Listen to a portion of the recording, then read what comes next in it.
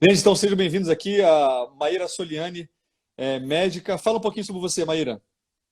Oi, pessoal, tudo bem? Para quem não me conhece, eu sou médica e especialização é anestesia. E eu comecei a Anestesia. estudar isso, eu comecei a estudar alimentação e jejum. Sempre me preocupei com jejum, né? Vocês sabem que anestesista, paranoico com jejum.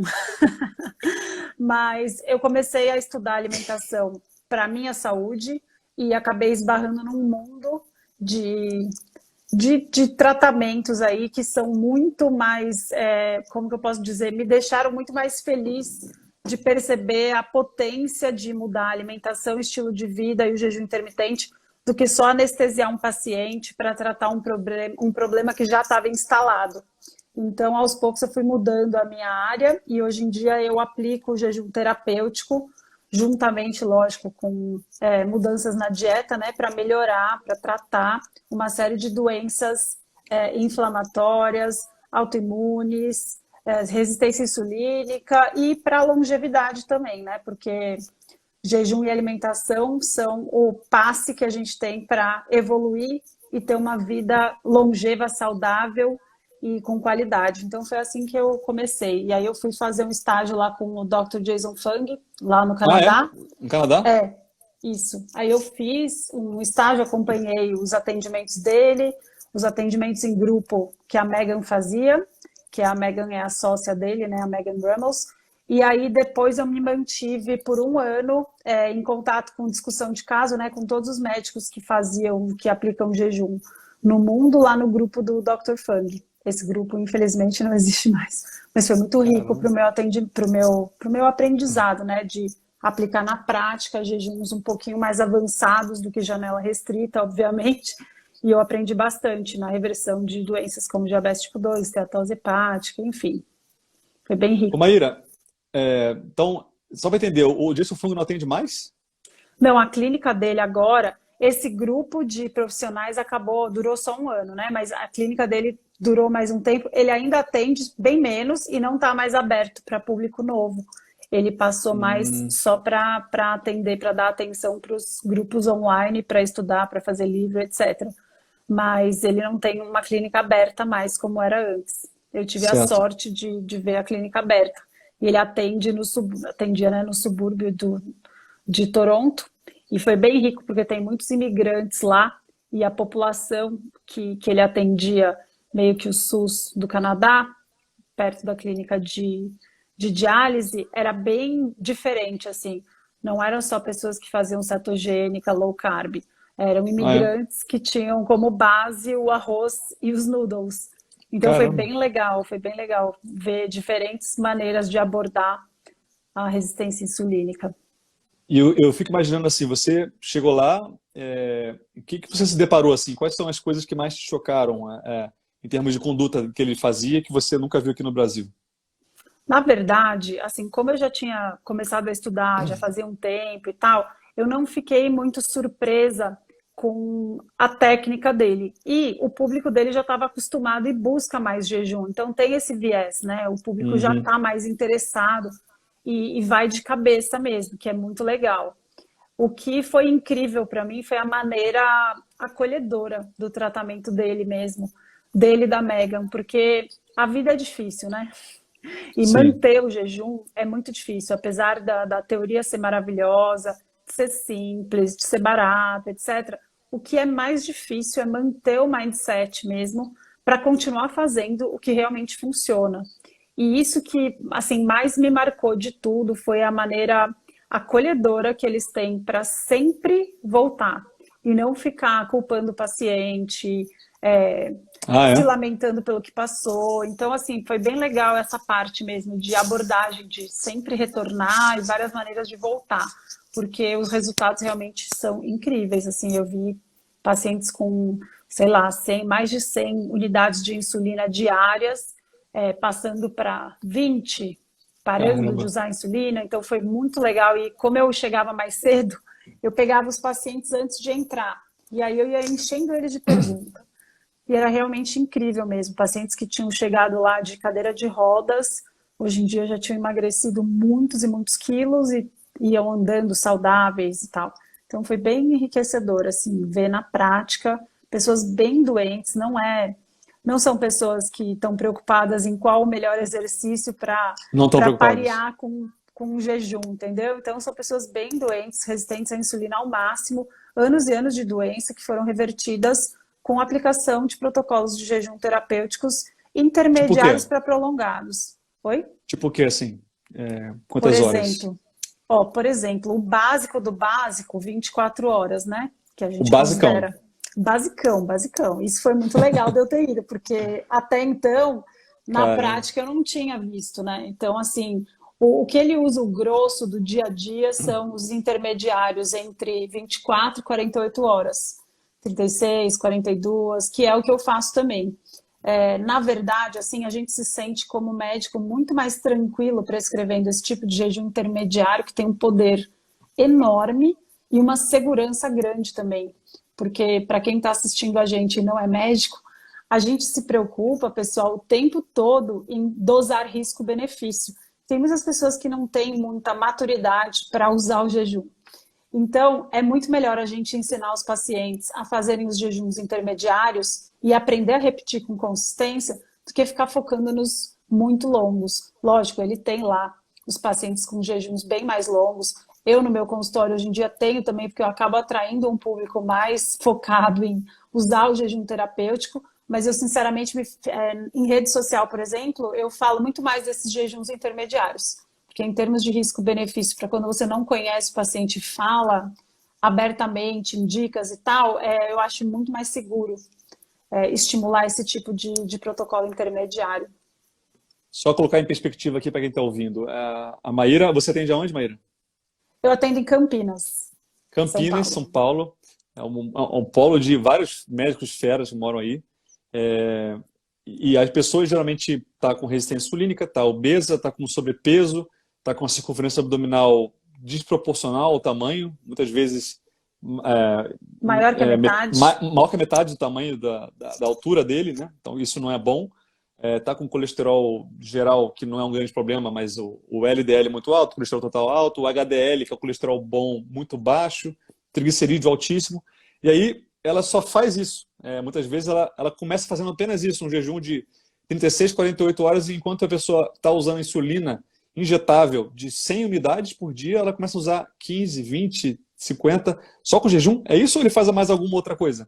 Ou Não, você é faz alguma outra assim, coisa? Não a ele, né? gente Você. Tô faz. falando de você. Não, eu assim, eu aprendi muito com ele. Eu uso boa parte do protocolo dele na clínica, mas assim, a gente tem que conhecer o paciente e ajudar da onde ele está. Então, por exemplo, para um paciente que tem um paladar infantil, come mais de 200 gramas de carboidrato por dia ainda, eu logicamente não vou propor um jejum longo para ele. Então, é stepwise mesmo. A gente vê da onde o paciente está e vai sugerindo. Tem Uhum. alguns, homem principalmente, né? Homem jejua muito bem. Então, eu costumo ser um pouco mais incisiva, agressiva na proposição de jejuns para homens, porque para homem o jejum é menos sofrido mesmo. Então, para as mulheres que dizem que se sentem mal aí, é normal, pessoal. Mulheres têm mais dificuldade no jejum, só que também o prolongamento das horas de jejum para mulheres, o ganho é muito maior. A redução do apetite é incrível nos jejuns prolongados.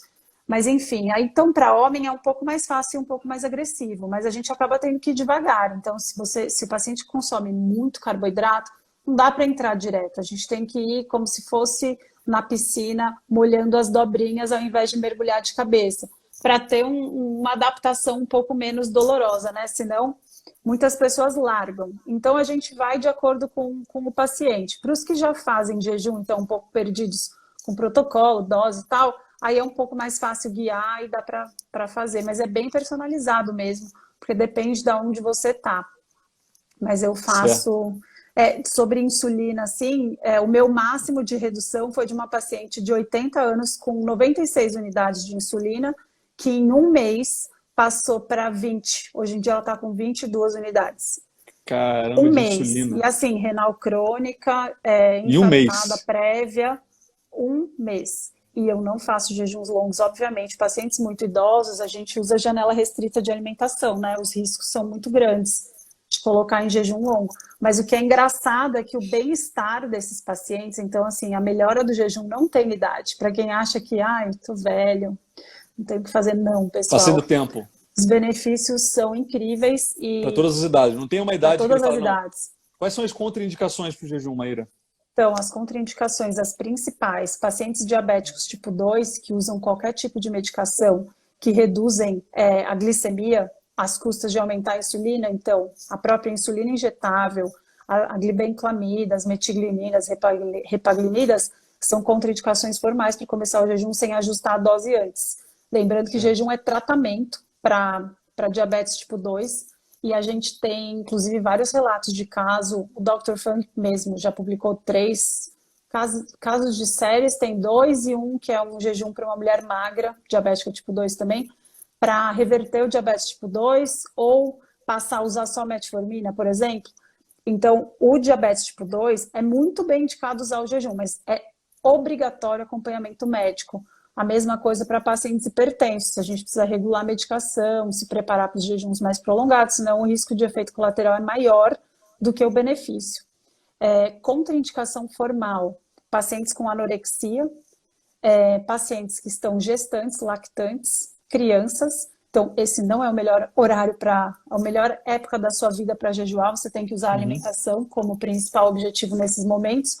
E pacientes muito idosos, extremos de idade, doença renal crônica avançada, hepática avançada, esses casos todos são contraindicação.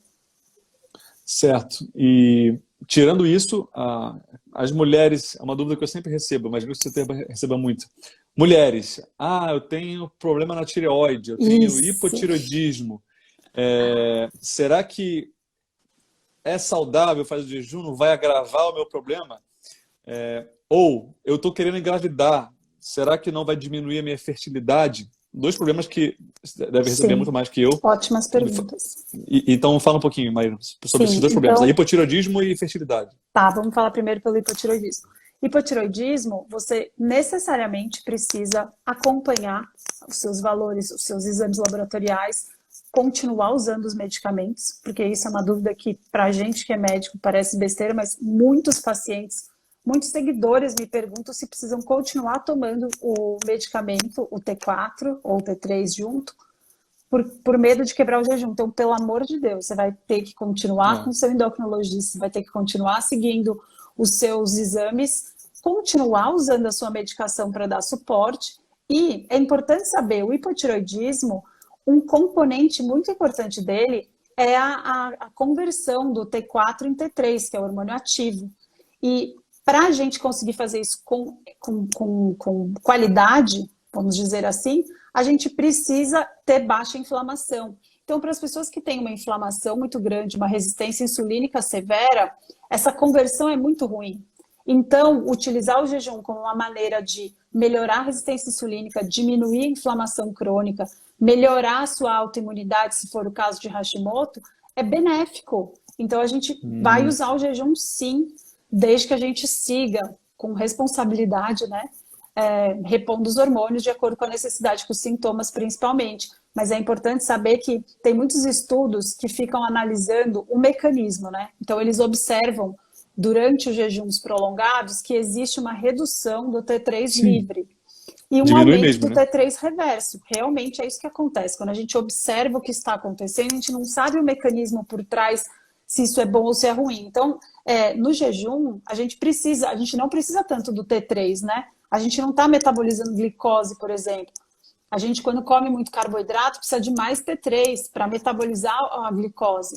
Então, no jejum, é natural que você tenha uma redução do T3 porque você não está usando tanto, né? Se a gente for entender dessa maneira, não é porque você observou que o T3 está baixo que o jejum é prejudicial para a sua tireoide.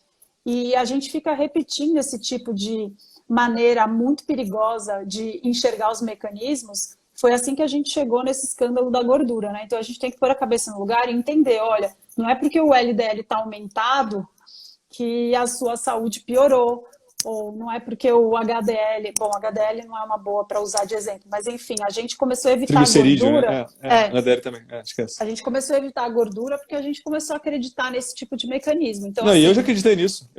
Falei, caraca, T3 diminui, realmente o T3 diminui. Então, não é bom. E eu comecei a ver alguns médicos que também falavam isso. Mas ouvindo Sim, você faz total sentido, né? Eu acho que durante o jejum, você talvez, é uma hipótese, fica mais sensível ao T3 também. E você não sim. precisa tanto. Fica mais sensível? Exatamente. E a gente não está olhando o fluxo, né, do metabolismo. Se a gente for olhar assim, taxa metabólica basal, disso a gente tem estudo, né? A gente tem um estudo que jejuns até 4 dias, a gente aumenta a taxa metabólica basal. Ah, Então, é? peraí, o que a gente está observando no jejum? Será que o que está acontecendo, né? Se o Por T3 é mais que o T3, necessário então, para ele melhorar. caia, o metabolismo aumenta. Exato. Então, assim, o que interessa, a gente tem que parar de ficar preocupado com o desfecho substituto e tentar observar o que acontece na prática. Então, a taxa metabólica basal, a temperatura corporal, por exemplo, é muito melhor a gente observar e ver o resultado líquido do que está realmente acontecendo de resultado. Então, mulheres com hipotireoidismo emagrecem com jejum intermitente, poxa vida, emagrecem pra caramba. Se não É. funcionasse para mulheres com... Eu, por exemplo, eu tenho. Então, eu posso falar que eu tenho uma Hashimoto? especial atenção.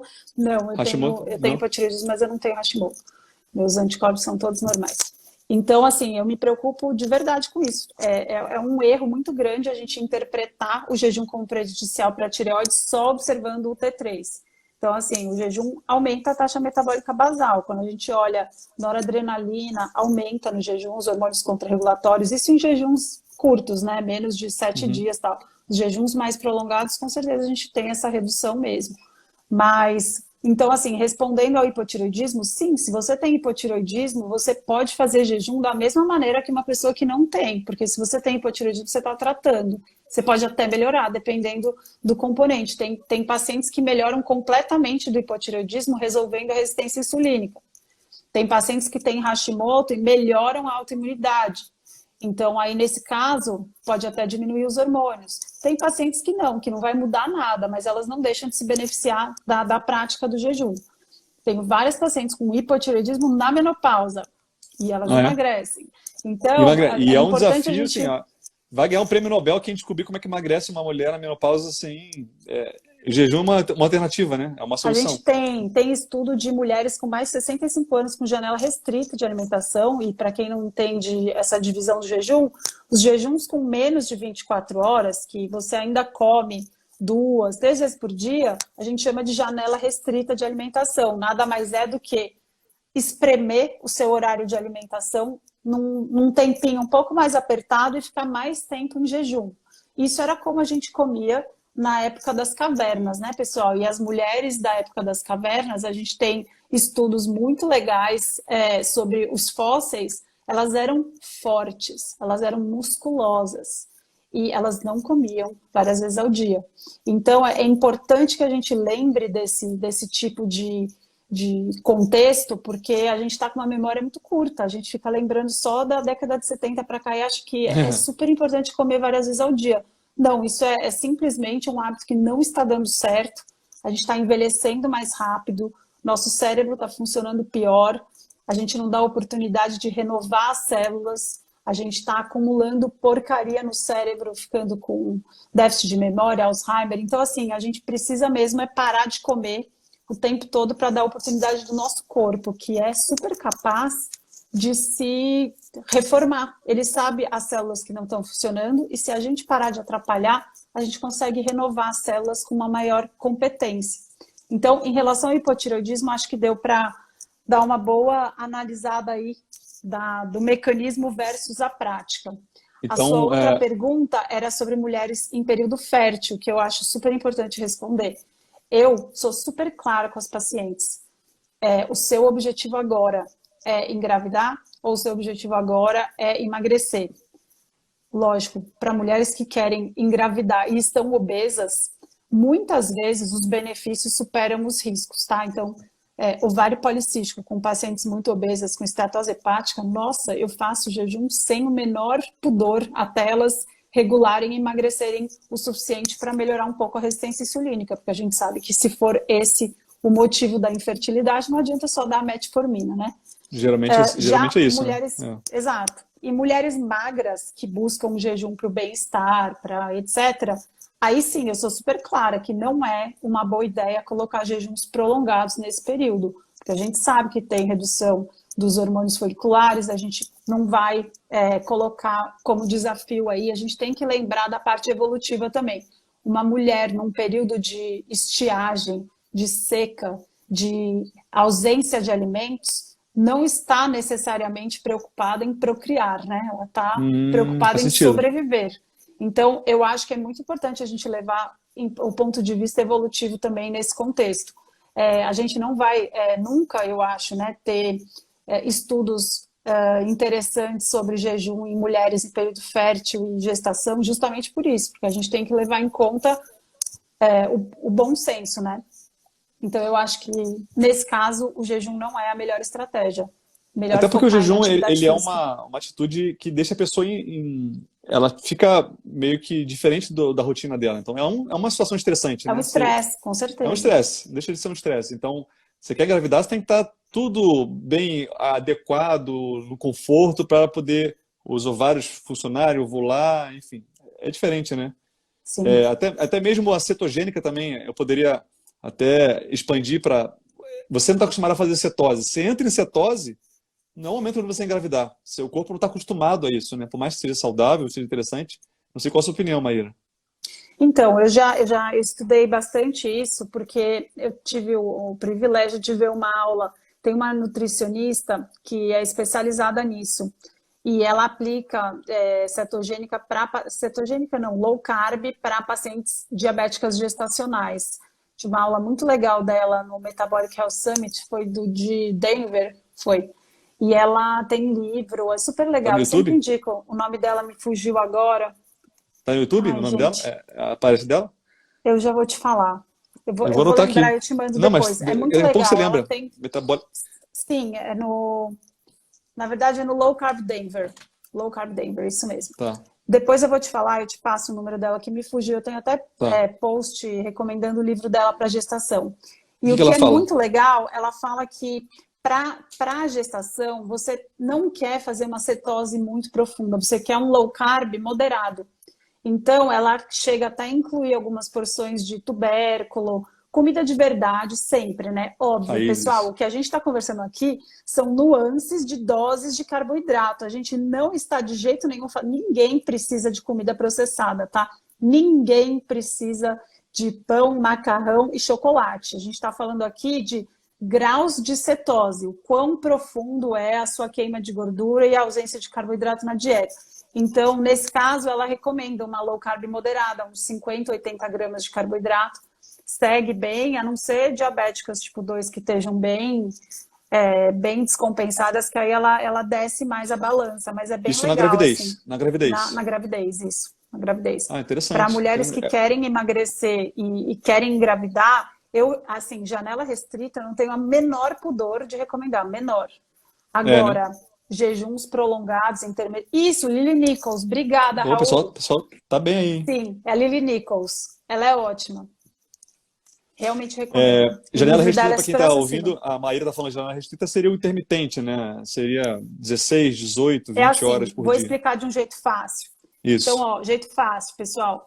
O que a gente divide o jejum? Vou decepcionar muitas pessoas aqui. Classificação de jejum, se a gente falar de um jeito simples, é assim, jejum é o período que você não está comendo. Tá, isso é um jeito simples de falar, mas a gente precisa aprofundar um pouquinho mais. Se a gente levar em conta o ponto de vista fisiológico, a gente considera jejum pelo menos 12 horas depois que você se alimentou, tá? Porque a gente precisa mudar de combustível para considerar que está longe do estado alimentado. Em geral, 6 horas depois do alimento, você já começou a usar os seus estoques de glicogênio, e esse estoque de glicogênio depende da sua dieta. Se você tem uma dieta americana aí, padrão lixão, padrão pirâmide Pousaiada. alimentar, você tem 2.000 calorias de estoque de glicogênio para entrar no jejum. Então, por que a gente fala janela restrita de alimentação? Porque até 24 horas você não esgotou seus estoques de glicogênio. Só quem faz cetogênica, né? Então, a gente faz essa classificação fácil, que é assim, até 24 horas você come uma vez por dia. Então, você não está no jejum de verdade, você está comendo uma vez por dia. Então, abaixo de 24 horas, janela restrita. Quais são os valores de horas, né, mais populares de janela restrita? O 16/8, que é pular o café da manhã, geralmente, ou pular o jantar, você pula uma refeição junta com o sono, por isso que tem que ser o café da manhã e o jantar. 16:8, o 18:6 e o 20 para 4 e, por último, o 24 horas, tá? Então, essas são as mais populares de janela restrita. Depois de 24 horas até 48 horas, a gente chama de jejum intermitente. A gente fica Caramba, entre mudou minha 1 e concepção. 2 Para mim, dias. intermitente era mais curto. Legal. Na verdade, é difícil falar assim, bater o martelo, porque na literatura, nossa, varia muito as definições. Essa é Sim, um jeito que eu organizei na minha cabeça, que fica mais fácil, inclusive, para explicar.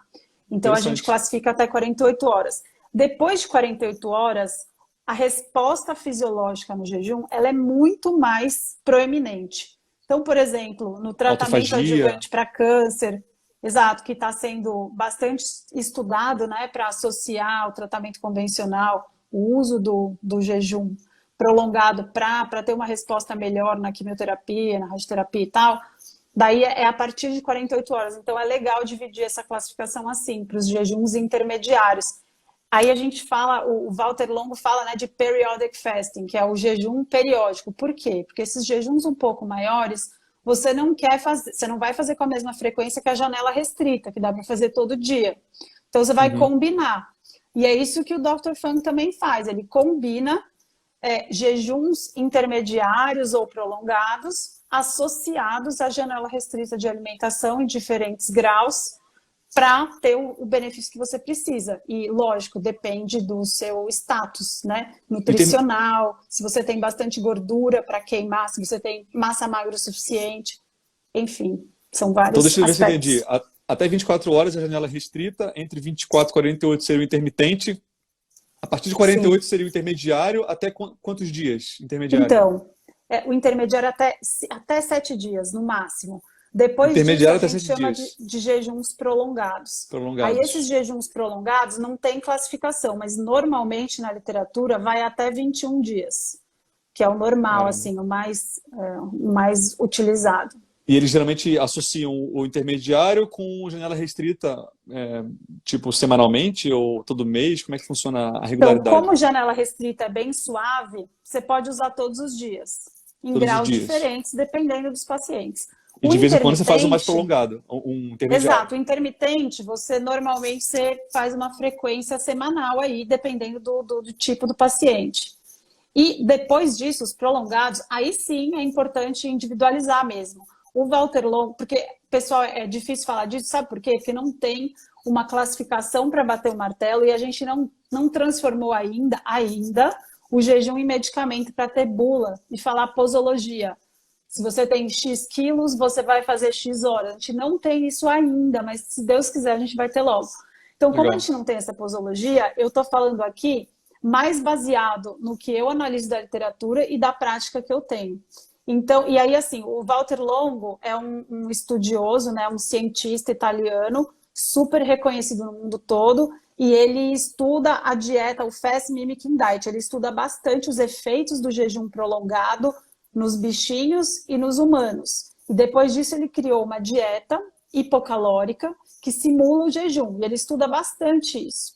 E ele propõe que pessoas saudáveis façam jejuns prolongados, no máximo uma vez a cada 6 meses ou uma vez por ano. Esses prolongados, ele quer dizer 5 a 7 dias de jejum Fast Mimicking Diet ou jejum prolongado Water Only Fasting mesmo, só água, tá? Então, essa quantidade de vezes que você vai jejuar, a gente não tem uma dose estabelecida. A gente precisa usar o bom senso e a indicação também. Tá? Então, por exemplo, um paciente que esteja com doença autoimune e queira fazer jejuns terapêuticos para tentar modular essas células imunes que estão inflamadas, disfuncionais, a gente vai querer, por exemplo, fazer uma vez por mês, pelo menos 3 ciclos. Isso é sugestão baseada nos pouquíssimos estudos que a gente tem do 3 ciclos Walter de quanto? Longo. 3 ciclos de Oi? quanto? 3 ciclos de quanto? De quantos 3 ciclos seria de 5 a 7 dias, né, de Fast Mimicking Diet, uma vez por mês. Então, seriam 3 meses Ah, de sim, é. pulso. É justamente isso que ele publicou no artigo lá dele, né? De fazer 5 a Sim, 7 dias, mas O que eu não gostei desse artigo é que ele coloca uma dieta vegetariana por 5 dias. Sim, Não ensina a pessoa a fazer jejum, não ensina a pessoa a comer. E pelo contrário, né? Ele queria provar que você, cuidando de 5 dias, fazendo uma dieta vegetariana baixa caloria, você pode comer o que você quisesse nas outras 3 semanas. E sim, no ele final é de 3 italiano. meses, no final de 3 meses, você iria estar melhor. Então, Não, e apesar sabe de o que eu ter vou te falar, Vitor? Ah, Ele é uma decepção, assim, ele é muito importante eu não para o que a gente gostei está disso também. fazendo. Eu não Mas gostei é uma disso. decepção escutar ele falar e ele tem mudado muito. Qual que é o problema do Walter Longo? Ele tem esse viés do longevity, né? Todos esses cientistas de longevidade, eles têm medo de proteína, porque eles não entendem Pois é, insulina, eles não pois é. entendem isso. Então, eles têm medo de proteína, eles não sabem diferenciar carne processada, eles não sabem diferenciar uma salsicha É. da perdigão de uma comida, de um ovo, Picanha. de um bife, de uma picanha, entendeu? Eles não sabem diferenciar, então eles acham que carne dá câncer, eles acham que tem que ser vegano e etc. Eles têm É. medo do mTOR. Eles não sabem muito bem. Eu acho É, que isso falta um pouco de unir esses dois conceitos, assim, unir o jejum à restrição de carboidrato. Por isso que eu gosto muito de fazer essas análises assim. Eu penso que o jejum ele é muito mais poderoso quando se associa a uma dieta mais baseada em comida de verdade, rica em proteína, pobre em carboidrato refinado. E os resultados, quando a gente analisa na literatura, é engraçado de ver o que tenho prática nisso. Os protocolos dos estudos, por exemplo, Alternate Day Fasting, que é com 500 calorias, eles são inferiores ao que eu vejo na vida, na prática. Por é, quê? Porque esses estudos, a maioria desses estudos de jejum, eles querem mostrar que o jejum é uma alternativa à dieta hipocalórica sem melhorar a dieta. Então eles falam, ó, fulano, vem participar desse estudo, ó, 3 dias na semana você não vai comer nada. Então, ó, você vai comer 500 calorias de um sanduíche com trigo e é, presunto, entendeu? é. Então, não existe essa associação a melhorar a qualidade da dieta. Tem um estudo ou outro que faz high fat com ADF, mas Mas não não é o ensina nada. basal. Na maioria E não aí é você assim, vê né? que os resultados não são tão bons, porque o jejum sozinho, ele é uma ferramenta que, dependendo da dose, você precisa de uma dose muito maior de jejum se você não melhorar a sua alimentação. E não, nem sempre é sustentável, né? Falando de hormônio aqui, de É, regulação de fome, porque com insulina alta não dá para manter muito tempo fazendo uma boas escolhas alimentares. Então, assim, a gente tem muito o que aprender sobre dose para poder publicar e poder ser aplicável, porque se a gente associa a restrição de carboidrato, os resultados são incríveis. Se a gente for falar assim, uma definição jejunocêntrica da dieta cetogênica a dieta cetogênica é simplesmente o jejum no estado alimentado. É um jeito de simular o sim. jejum um pouco mais suave, mas o impacto, por exemplo, na regulação do glucagon com a insulina, a dieta cetogênica, sei lá, se o jejum é 1,2 de resultado, a dieta cetogênica é 0,7. Então, é muito, muito eficiente o estado alimentado restringindo carboidrato. Então, assim, quando a gente tem esses dois tipos de informação para juntar, os pacientes ganham muito, né? Em É. praticidade e aplicabilidade. Tem um protocolo, não sei se você conhece, um protocolo que não foi estudado, né? Foi meio que o Dr. Peter Attia, ele começou a fazer Sim, nele e começou a fazer nos pacientes. E eu faço muito no consultório também. Muitas vezes o paciente quer sair, quer viajar, quer comer uma besteira, então dá uma certa liberdade, que é você fazer o sanduíche é de o nada, Nothing né? Burger. Nothing Nothing Burger, burger, sim. sanduíche de nada. Você Uhum. faz cetogênica durante 7 dias, faz jejum por 5 a 7 dias, faz cetogênica 7 dias. Então você faz o cetogênica, jejum, cetogênica. E depois você come normal, se você quiser comer carboidrato, enfim, e dá uma certa liberdade no resto do mês. É interessante também, É mas acho que faz ótimo. sentido. É O o que você jeito mais acha? suave, né, de entrar em jejum, porque se você decidir de um dia para o outro, falar, eu vou entrar em jejum, tô comendo só porcaria, mais de 200 gramas de carboidrato por dia, É pirâmide horrível. alimentar e vou fazer. É É horrível. horrível. Você vai Já conseguir? fiz isso. Vai. Todo mundo Eu já consegue. É fiz isso. horrível, né? É E aí, horrível. para um paciente que não tem as mitocôndrias treinadas, que ainda não é flex, apesar de sermos, não estamos treinados, quem nunca pulou uma refeição na vida, de repente se enfiar num jejum longo, vai sofrer horrores e talvez não queira Vai. fazer de novo algo que É. deveria gostar e aprender a fazer. É a mesma musculação, todo mundo entende. Jejum não. Musculação, ninguém chega no primeiro dia da academia e fala assim, então, quero empurrar 100 quilos no leg press. Ninguém pede isso para um personal trainer. É. Para mim, Interessante. pedem. Olha, eu quero fazer um jejum de 7 dias. Amigo, você põe açúcar no café, você toma Interessante essa Coca-Cola. visão. Não dá para É. mergulhar a fundo, porque quando a gente pensa em hormese, em estresse, o jejum e o exercício são dois componentes importantíssimos, são sinais poderosíssimos para a gente ficar mais flexível, para a nossa mitocôndria funcionar melhor, para ela render mais, para ela se renovar com frequência, você melhorar a qualidade do seu fluxo de energia para tudo.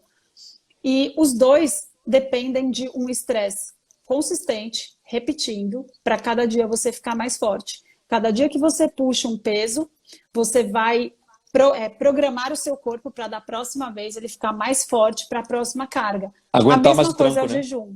Sim, Esse calo aqui na mão, né? Calo na mão, ó. Calo na mão faz parte. O calo é o jejum, né? Você tem que criar o calo para você poder aguentar mais peso, né? O jejum é isso. exatamente. Eu tenho pacientes diabéticos que quando chegam lá falam assim, ó, eu só vim aqui por causa da low carb. Eu não quero saber de jejum. Eu, não, tá tranquilo, não vou fazer, não falar Tranquilo. nada. E hoje em dia não, doutora, ó, eu já faço 24 horas, tô tranquilo, voltei de Tô viagem, voando. quis compensar, fiz um de 36.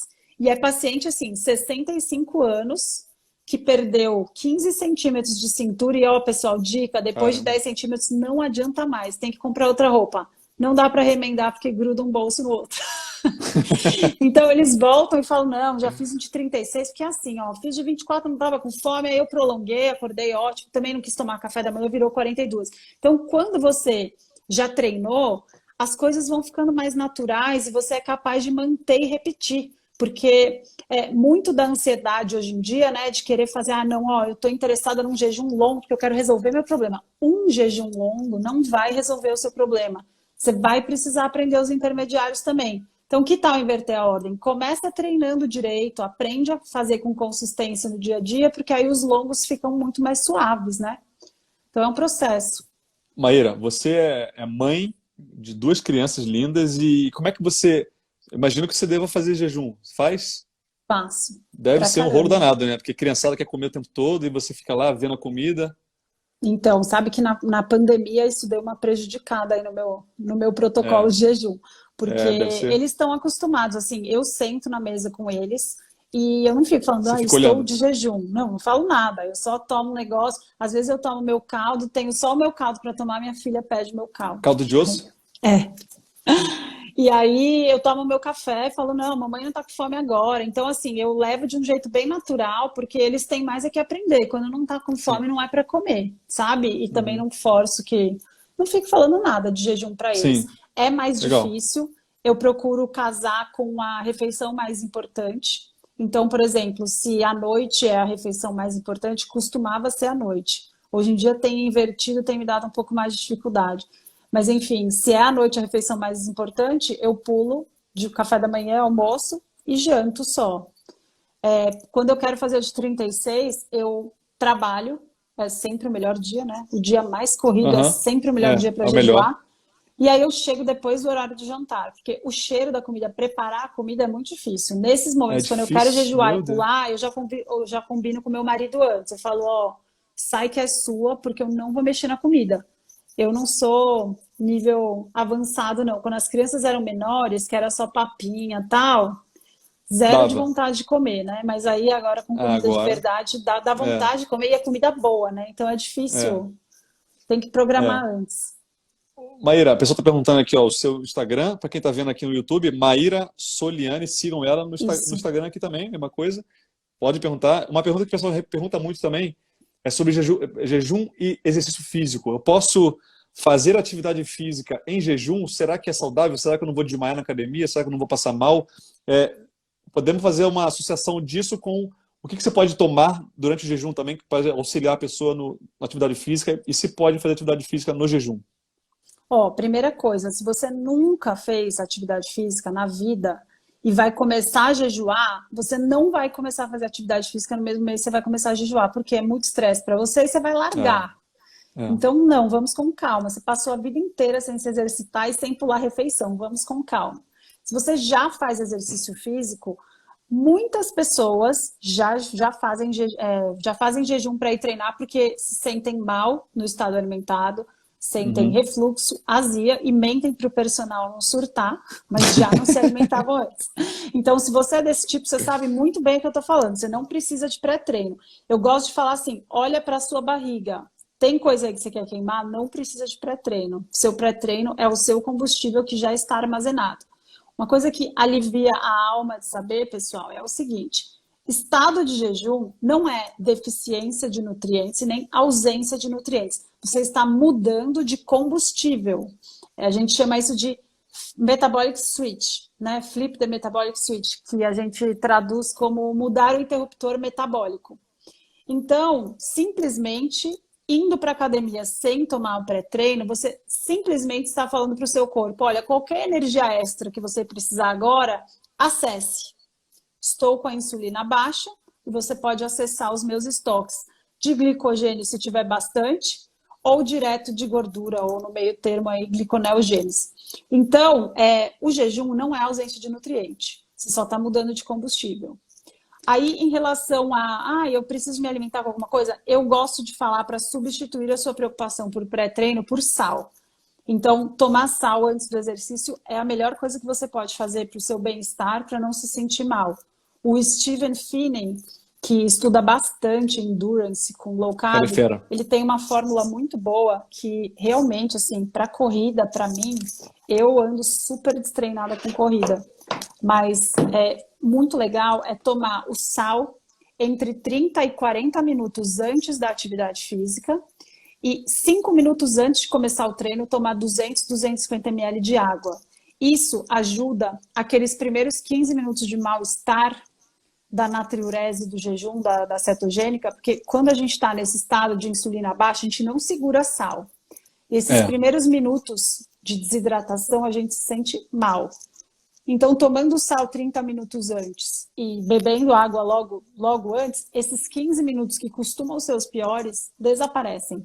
Então, a melhor dica para treinar em jejum é tomar sal mesmo. Se preocupe com sal e hidratação. Deixa eu falar uma coisa importante. As pessoas também talvez estejam preocupadas. A gente tem mais ou menos 2.000 calorias no corpo em glicogênio, que é basicamente no fígado, né? E você fica aí 14, 24 horas, você está usando essas calorias de glicogênio. Mas depois disso, acabou o glicogênio, acabou a glicose. O seu corpo não tem mais glicogênio para armazenar. Você sempre está produzindo, né?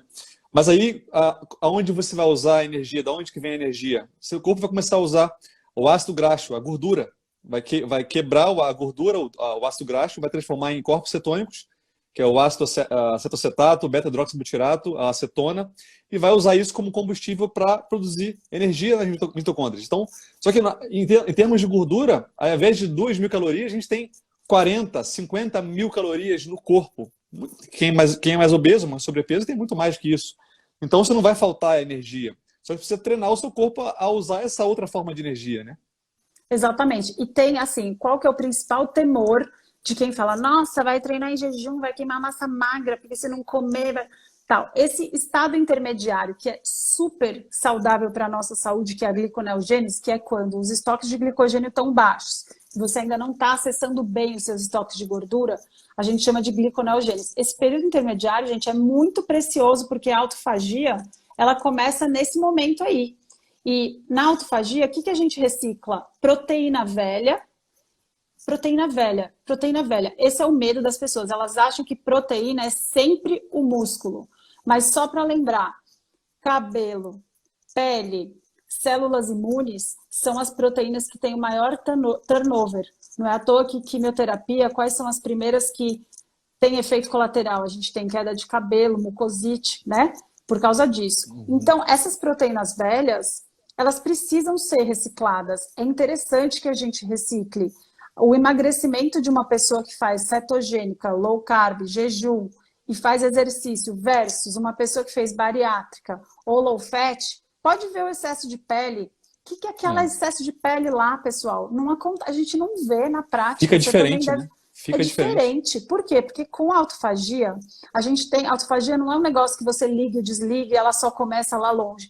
A gente tem a nossa autofagia basal. Só que comer o tempo inteiro, você diminui demais isso. quando a gente começa a aumentar os períodos em jejum, quem segue a cetogênica, às vezes só de dormir, já está reciclando mais as proteínas velhas. Tá? Então, assim, a autofagia é um processo super importante e se vocês forem olhar a composição corporal de pessoas que estão acima do peso, elas não têm só gordura extra, elas têm proteína a mais, elas também precisam perder essa proteína. E se não perdem, ficam com aquelas peles horrorosas. Fica Então, feio. é importante você ficar mais períodos sem se alimentar para estressar o seu corpo. A gente tem benefício dessa alternância de combustível. A gente foi criado para isso. E esse excesso de busca de pampering, né, de ficar se agradando o tempo inteiro com tudo, então, ai, não quero frio, sempre reclamando, né? Todo mundo reclama de tudo. Ai, tá muito frio, se agasalha logo. Ai, tá muito calor, liga o ar. Ai, tô com fome, deixa eu comer. Ai, tô cansado, deixa eu comer. Tô com frio, deixa eu... A gente come para quase todos os problemas, todas as comemorações, todos os problemas, estresse, angústia. Então, assim, comer não é inofensivo. Faz mal. A gente inibe a autofagia, a gente não deixa o corpo usar o estoque que serve para isso. Então, a gente está indo contra a nossa natureza numa sociedade que só vende alimento, suplemento, comida. Cara, a gente precisa parar um pouco. Em termos de eficiência, é muito melhor você tirar um agressor do que colocar mais um remédio com efeito colateral. Então, é o menos, porém melhor. A gente tem que parar de atrapalhar o nosso metabolismo e dar oportunidades de estresse para ficar melhor e mais forte. E a gente não tem feito isso. É todo mundo frágil. Ai, não posso ficar sem comer, eu não posso passar frio, não posso passar calor, não quero pegar peso, porque é pesado, eu tô quentinho embaixo da cama. Cara, vai lá e faz. O que eu acho mais engraçado dos pacientes do consultório, eles acham que o corpo deles, aquele paciente que eu fui atender, não, mas o meu corpo tem uma especificidade tão grande que nesse caso, você já deve ter ouvido, não, doutor, mas no meu caso, o jejum para mim, uma vez eu fui fazer e hoje eu não posso, ou no meu caso, o exercício eu tenho que até correr 15 minutos, se eu correr mais, o suor vai ficar frio e meu corpo vai ficar...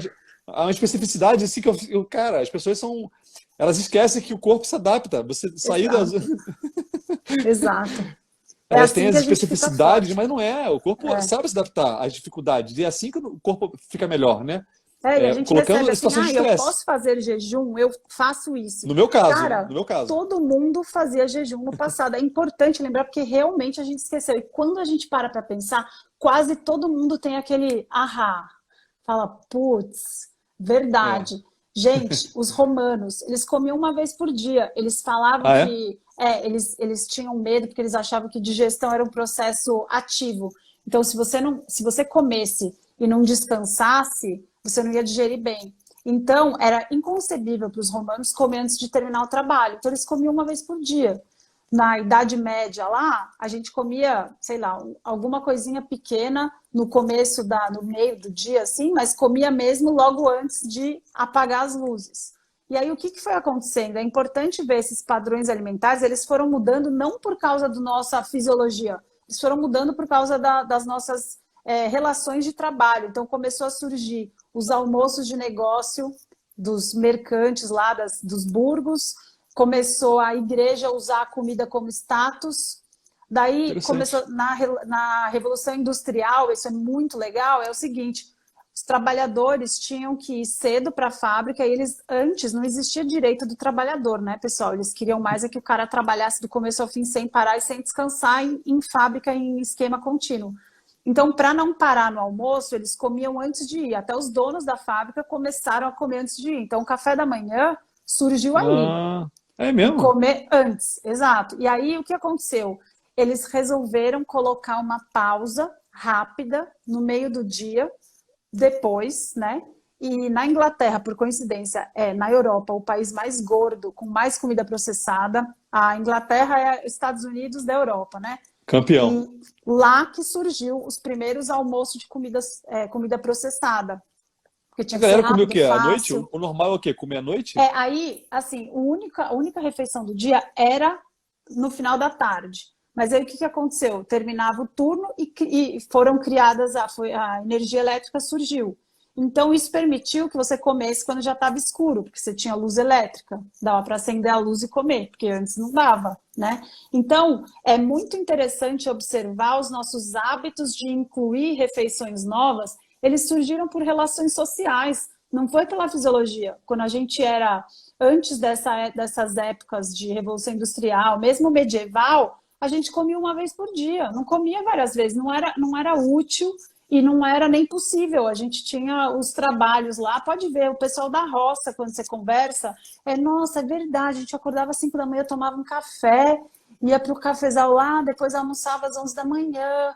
Então, assim, não é tão difícil conversar e pensar bem do passado, bem antes da década de 70, mas depois disso parece que tem uma nuvem, né? O brain fog não deixa as pessoas enxergarem. É só dos lanchinhos para frente. Então, hoje em dia, a gente come 6, 9 vezes por dia, acha normal e acha que vai morrer se pular uma refeição. Então, infelizmente, assim, os nossos hábitos alimentares estão totalmente virados para uma saúde pobre, né? Não é à toa que a gente tem cada dia mais essa crise de resistência insulínica aí no mundo. Então, a gente precisa pensar. Aquela questão do jejum, o pessoal falou aqui do emagrecimento, fica com pele, realmente eu percebi muito isso. A pessoa que não emagrece fazendo jejum, não me pergunte por quê, né? Agora você está me falando, faz sentido. Sim. Não fica com tanta pele sobrando. Não é que fica, mas fica muito menos, fica mais firme a pele, porque a apoptose talvez permita isso. Não, lógico, também é importante você comer proteína, você comer, consumir colágeno. O pessoal está falando a receita do caldo de osso, aí depois você fala no seu Instagram lá. Tem no meu Instagram a receita do caldo. Pronto. E eu tô vendo que tá muita gente falando aqui que está dentro do seu curso Meu Jejum, é isso? Isso, eu tenho um curso que eu ensino passo a passo, desde não saber nada até os um pouquinho mais avançados. Eu ensino até os 48 horas. Depois disso, eu recomendo que procure um médico para ver se você tem indicação ou não. Ótimo. Mas é um curso bem básico. Fala um pouquinho sobre o seu trabalho, Maíra, para quem não te conhece. Então, o meu objetivo principal nas redes sociais é justamente provocar esse tipo de reflexão para dar um pouco mais de liberdade para as pessoas. Porque se a gente não pensar no passado, a gente vai ficar achando que precisa comer o tempo inteiro. Isso não deixa a gente livre. Eu, como anestesista, eu muitas vezes, antes de cirurgia longa, neurocirurgia e tal, eu me via indo comer por medo. Medo de ficar 12 horas, 10 horas de cirurgia sem me alimentar. E eu, sem fome, ia lá. E aí, na hora de escolher, vocês acham que o hospital tem coisa saudável, vocês não foram no hospital recentemente. Era o lixo versus um pouco menos lixo. Eu lembro dos meus raciocínios. Eu ficava assim, putz, mas será que eu pego essa esfirra assada ou a coxinha frita? Era mais saudável pôr de queijo ali. Mais saudável. É muito triste, é muito triste. Então, isso é uma forma de escravidão, que a gente não percebe que vive ligado nisso. E os próprios médicos vivem essa escravidão. Exato. Por isso que eu falo, não xinguem médicos, pessoal. A gente está doente junto, porque a gente aprendeu isso, não só na faculdade, com as nossas mães, com os nossos amigos, com os nossos nutricionistas. Então, é uma necessidade assim, cultural da gente repensar nos nossos hábitos que não estão fazendo bem para ninguém e nem para o bolso. Você fica gastando dinheiro com besteira. A gente não pode ter medo de ficar sem comer. É muito melhor você não comprar nada e ficar em jejum em determinados lugares e momentos do que ter que comer por medo de morrer, por medo de passar mal. A gente não é tão frágil assim. E quanto mais a gente se achar frágil, menos a gente vai evoluir. Então, o meu objetivo principal é isso, é provocar essa reflexão, introduzir um pouco mais de jejum, porque todo mundo que não acordou ainda precisa de uma dose, mesmo que mínima, mesmo de 12 horas de jejum noturno, precisa. Então, esse é o meu objetivo, tá? Espalhar esse tipo de cultura aí. No meu Instagram tem bastante informação gratuita sobre jejum, tem várias entrevistas legais e tem o meu curso para ajudar o passo a passo para quem está perdido, quer começar e não sabe por onde. No Instagram tem todos os links aí para quem quiser conhecer o seu curso, consultório, tudo tá lá no seu Instagram, né? Tá lá. Maíra, muito obrigado. Aqui o Alessandro Medeiros, o fera, o cara correu uma ultramaratona, mais de 160 quilômetros comendo só carne. Não comeu nada de origem vegetal. Mora lá na Flórida. Demais. Figuraça também, gente boa demais. Obrigado novamente, Maíra, pela presença. Foi uma verdadeira aula para mim. Eu aprendi muito. Questão da tireoide, questão da fertilidade. gravidez, a história do jejum dos romanos, eu não sabia, um monte de coisa que eu aprendi. Espero que as pessoas que estejam assistindo essa live aqui, esse podcast, também gostem desse conteúdo. E se gostaram, vai no Instagram da Maíra Soliani conferir mais conteúdo sobre jejum, cetogênica, low carb. Ela fala muita coisa interessante, já sigo ela há algum tempo. E finalmente a gente fez um podcast aí, Maíra. Obrigado pela presença aí. É isso aí, Vitor. Muito obrigada pelo convite. Foi um prazer conversar com você ao vivo. Parabéns pelo seu trabalho.